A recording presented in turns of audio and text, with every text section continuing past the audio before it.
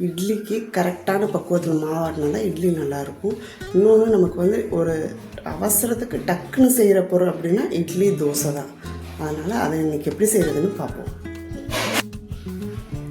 இதுதான் 5020 இட்லி அரிசி. இதில் செஞ்சால் தான் இட்லி வந்து நல்லாயிருக்கும், ஒட்டாது, துணியில் ஒட்டாது, நல்லாயிருக்கும். இது வந்து கேட்டு வாங்கணும். 5020 இட்லி அரிசி. இதை காப்படி உலக்குன்னு சொல்லுவாங்க. கிராமில் சொல்லணும்னா 400 கிராம். இதில் 4 உலக்கு நல்லா கும்மலாக எடுத்து நைட்டே ஊற வச்சுட்டேன். இதில் ஒரு உலக்கு வந்து உளுந்து, 4ல் 1 பங்கு. இது 4 மடங்குன்னா இது 1 மடங்கு உளுந்து. இது மட்டும் ஒரு மணி நேரம் ஊறினா போதும். இப்போ தண்ணி ஊற்றி ஊற வைக்க போகிறேன்.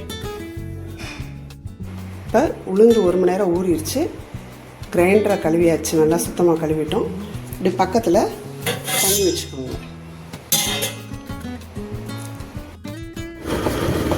மாவு பார்த்திங்கன்னா இப்போ பொங்கி மேலே வருது. ரொம்ப வெளியே வர மாதிரி இருந்துச்சுன்னா கொஞ்சம் அள்ளிடும், இல்லைன்னா ஃபுல்லாக செதறிடும். நல்லா ஒரு 3/4 மணி நேரம் ஆட்டி அள்ளிடணும் உளுந்து. அதுக்கப்புறம் அரிசி போடணும். இப்போ மாவை கொஞ்சம் அள்ளிட்டேன். ஒரு சின்ன சின்ன விஷயம்தான், அதை நம்ம பண்ணோம்னா கொஞ்சம் ஈஸியாக இருக்கும் நமக்கு சமையல். நம்ம மாவை அள்ளாமல் விட்டோம்னா அவ்வளவு செதறி அதை க்ளீன் பண்ணி தேவையில்லாத டென்ஷன் ஆகும். அதை கொஞ்சம் பார்த்து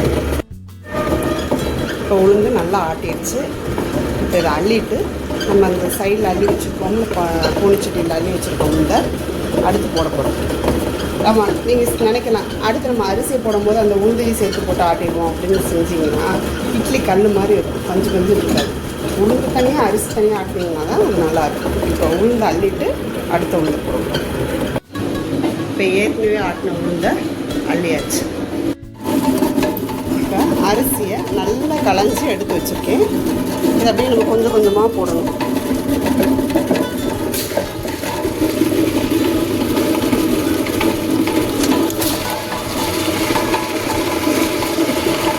ஃபோனை பிடிச்சிக்கிட்டே செய்கிறனால வந்து உங்களுக்கு இதாக எடுக்க முடியல.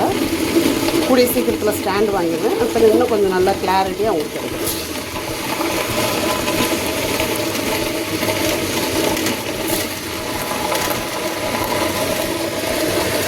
இப்படி போட்டுட்ருக்கையிலேயே வெறும் அரிசியாக போட்டிங்கன்னா சிக்கிக்கிறோம்.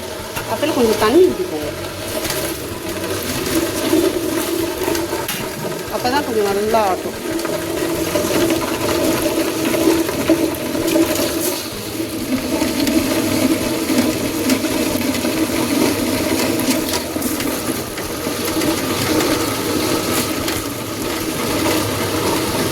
இப்படி கொஞ்சம் கொஞ்சமாக ஃபுல்லாக அரிசி போடணும். ரொம்ப டைட்டாக இருந்துச்சுன்னா கொஞ்சம் தண்ணி ஊற்றிக்கணும்.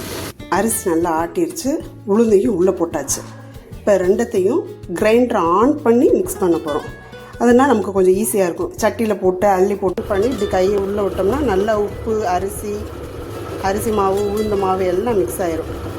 தங்க வளையல் போட்டிருந்தீங்கன்னா கழட்டி வச்சுருங்க. ஏன்னா இப்போ தங்க விற்கிற விலைக்கு தேஞ்சு போயிடும்.